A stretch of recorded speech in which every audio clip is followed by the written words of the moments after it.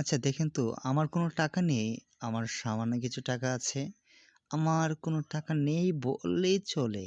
বলতে গেলে আমার কোনো টাকাই নেই। আচ্ছা এই কথাগুলো আমাদের দৈনন্দিন জীবনে তো আমরা প্রায়ই ব্যবহার করে থাকি।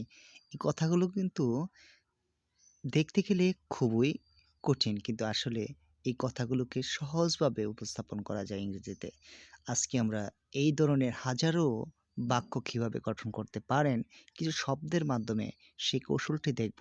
চলুন আমরা দেখতে থাকি সম্পূর্ণ ভিডিওটি। আরও এরকম কিছু বাক্য আমি আপনাদের জন্য নিয়ে এসেছি এবং আপনারা বাড়িতে চেষ্টা করবেন এই ধরনের বাক্যগুলো, এই সকল শব্দগুলো ব্যবহার করে করার জন্য। Let's get started for today's topic. বাক্য গঠনের পদ্ধতিগুলো হলো, যদি বাক্যের মধ্যে নেই কথাটি থাকে তাহলে আপনি হ্যাজ, হ্যাভ, নো, সামথিং ব্যবহার করবেন। কিছু আছে কথাটি যদি থাকে তাহলে ব্যবহার করবেন হ্যাজ, হ্যাভ, সামথিং। বা has, have, a few plus countable noun, মানে যে নাউনটি আপনি গণনা করতে পারেন। বা has, have, a little plus uncountable noun, মানে যে নাউনটি আপনি গণনা করতে পারবেন না, যেমন ওয়াটার। বাক্যে যদি থাকে নেই বললেই চলে তাহলে ব্যবহার করবেন has, have, no, dot dot, so to say. বা হ্যাজ বা have hardly any something, has বা হ্যাভ ফিউ সামথিং। বা হ্যাজ বা হ্যাভ লিটল। এখানে মনে রাখতে হবে যে a few positive, a little positive.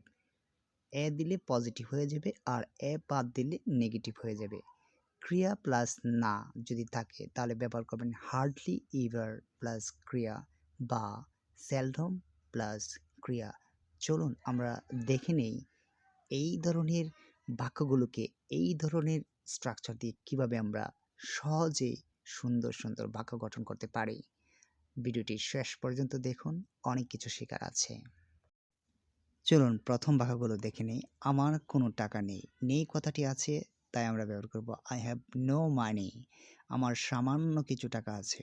সামান্য কিছু কথাটাই আছে এই জন্য আমরা ব্যবহার করব আই হ্যাভ সাম বা এ লিটল মানি।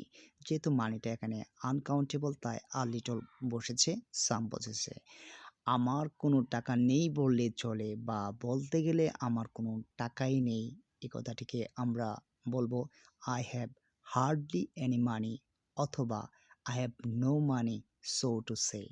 আপনি হার্ডলি এনিও ব্যবহার করতে পারবেন, সো টু সেও ব্যবহার করতে পারবেন। চলুন দেখে নিই এরকম আরও কিছু বাক্য। তার কোনো বন্ধু নেই এই কথাটিকে আপনি বলবেন হি has no friend.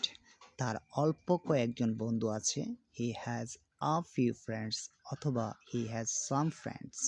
A few বসেছে ফ্রেন্ড এখানে কাউন্টেবল নাউন, সাম বসেছে কাউন্টেবল নাউন। সামটা আনকাউন্টেবল এবং কাউন্টেবল দুটাতেই বসে।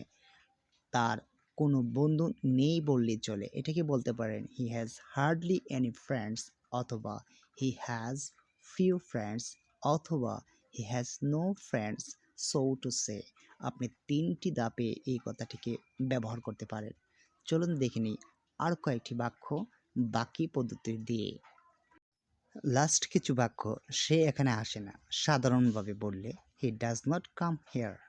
যখন আমরা বলবো সে এখানে প্রায় আসেই না কিংবা সে এখানে তেমন আসে না বা সে এখানে আসে না বললেও চলে বা সে এখানে এক কথায় আসেই না, এই প্রত্যেকটি বাক্যকে এই ধরনের বাক্যকে আপনি এইভাবে ব্যবহার করতে পারেন he hardly ever comes here অথবা হি সেলডম কামস হেয়ার অথবা he does not come here so to সে।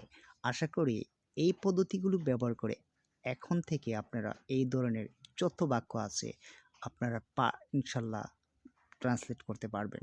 যদি ভিডিওটি ভালো লেগে থাকে অবশ্যই একটি লাইক, কমেন্ট এবং আপনার প্রিয়জনদের জন্য শেয়ার করে দিতে পারেন এবং আমাকে সাবস্ক্রাইব করে আমার পাশে থাকতে পারেন। ধন্যবাদ ভিডিওটি দেখার জন্য।